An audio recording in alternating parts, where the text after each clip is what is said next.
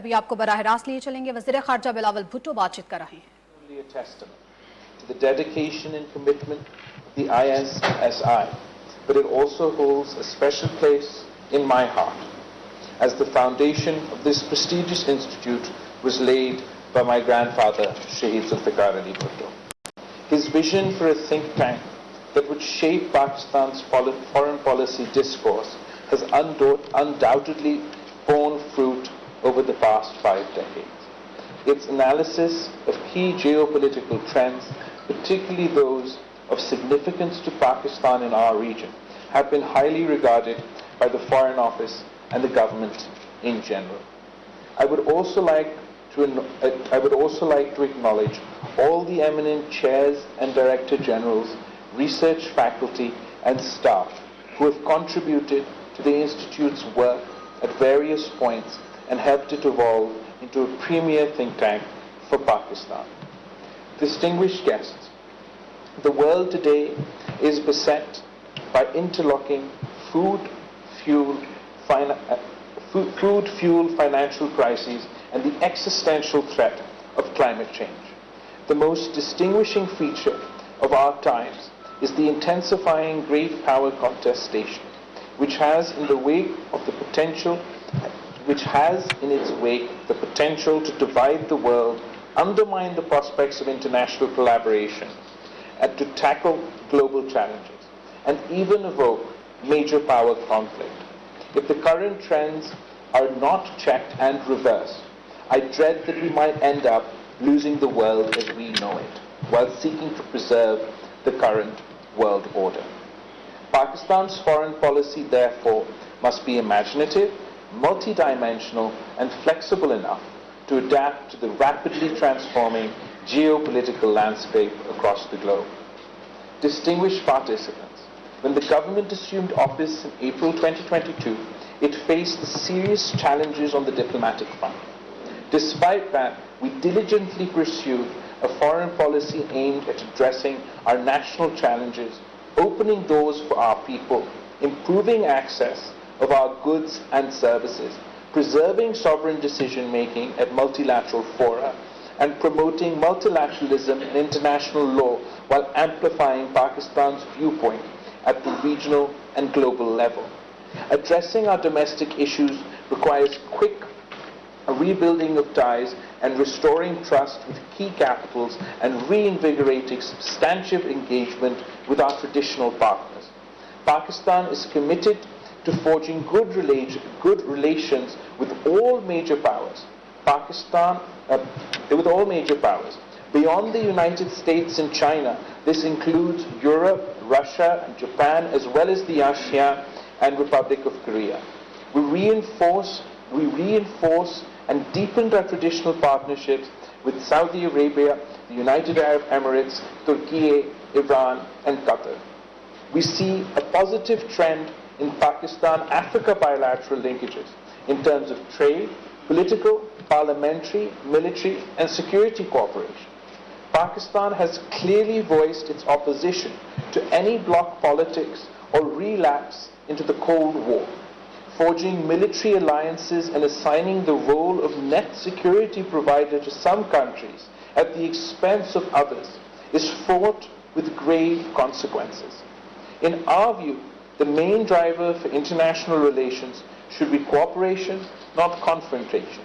There is everything to be gained from economic interdependence and peaceful coexistence, and everything to lose from a mindless drift into confrontation and conflict. We hope prudence will prevail and the world will step back from the precipice. The all-weather strategic cooperative partnership between Pakistan and China has been enduring and mutually beneficial over several decades. China remains a steadfast and reliable partner, and our bilateral ties continue to strengthen across myriad fields. Pakistan is fully committed to ensuring the success of the China-Pakistan Economic Corridor, which has a transformational effect as it completes its first decade this year. The China-Pakistan Economic Corridor's extension to Afghanistan and beyond further and further west would help significantly advance our agenda of connectivity and economic integration. There has also been positive momentum in the Pakistan-US relationship, and the new government took over when the momentum of bilateral ties had been stalled. Proactive outreach resulted in high-level visits from both sides. We are confident that de-hyphenization of relations with the United States will further contribute to strengthening our bilateral relations. With Russia, Pakistan continues to build a relationship based on trust, understanding, and close cooperation on regional and international issues of common concern. There is so much potential to be realized, there's so much potential to be realized across multiple sectors. As a friend of both Russia and Ukraine, we hope that there will be a move towards peaceful resolution of the ongoing conflict through dialogue and diplomacy. As Pakistan has stressed throughout, there has to be an adherence of the time-honored principles of interstate relations and the UN Charter, including respect for sovereignty and territorial integrity. Europe had forsaken war. We earnestly hope the current drift would be reversed and a beginning would be made towards addressing mutual concerns and building sustainable peace in Europe again. As for our relationship with India is concerned, currently it is marked by an atmosphere of mistrust, primarily due to India's illegal and unilateral actions of August 2019. Pakistan is committed to having cooperative and good neighborly relations with India on the basis of mutual respect and sovereign equality. To move forward, India will have to address the obstacles that hinder peaceful coexistence, reverse its illegal measures in occupied Kashmir, and create an enabling environment for meaningful engagement and result-oriented dialogue. Pakistan remains committed to a peaceful resolution of the Jammu and Kashmir dispute in accordance with the UN Security Council resolutions and the wishes of the Kashmiri people. If this dispute is resolved in a just and fair manner, not only durable peace will be established in South Asia, but also the peace dividends would contribute to the well-being and prosperity of 1/5 of humanity residing in our region. I had the opportunity to be the first foreign minister within the context of the SCO CFM that was hosted in Goa earlier this year. There's a heads of state, heads of government meeting to be held soon, and while we were in the process of deciding whether our Prime Minister should partake in person or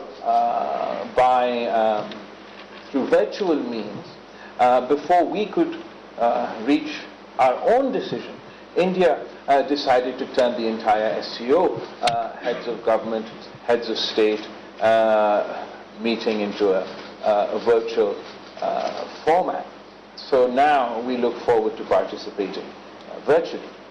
But we are committed to our engagement through multilateral organizations. We particularly are committed to regional organizations such as the SCO, and I believe Pakistan's participation, despite our bilateral issues, was a strong signal of Pakistan's commitment to the SCO and regional integration overall. And we've also been particularly active at other multilateral fora, whether it's the United Nations or whether it is the COP27 or whether it was the G77 plus China, and I'm particularly proud of Pakistan's contribution at each of these regional fora. Finally, in light of recent political developments in Afghanistan, the international community must maintain a pragmatic approach and constructive engagement. Abandoning Afghanistan and its 40 million people during this critical phase could lead to unimaginable consequences. The international community must continue to provide support and assistance to avert any potential humanitarian disaster and help build a sustainable economy for long-term development of Afghanistan. Simultaneously, Pakistan hopes that the Taliban authorities would be responsive to the expectations of the international community. The Afghan interim government must ensure inclusivity, respect for human rights of all Afghans, and effective counter-terrorism action. There was a revival and rejuvenation of bilateral political and sectoral dialogues with all partners through high-level engagement and regular bilateral political consultations, which have allowed institutionalizations of our relationships across the board. Distinguished participants, Pakistan will continue to play its rightful role in the maintenance of international peace and security and advance the cause of sustainable development. I have the full confidence that the ISSI will continue to thrive, adapt, and remain at the forefront of strategic research and policy analysis. I extend my heartfelt congratulations to the ISSI family on this Golden Jubilee celebrations, and again conclude by reiterating the pledge that the Institute will continue to have our support and my patronage going forward. Thank you very much.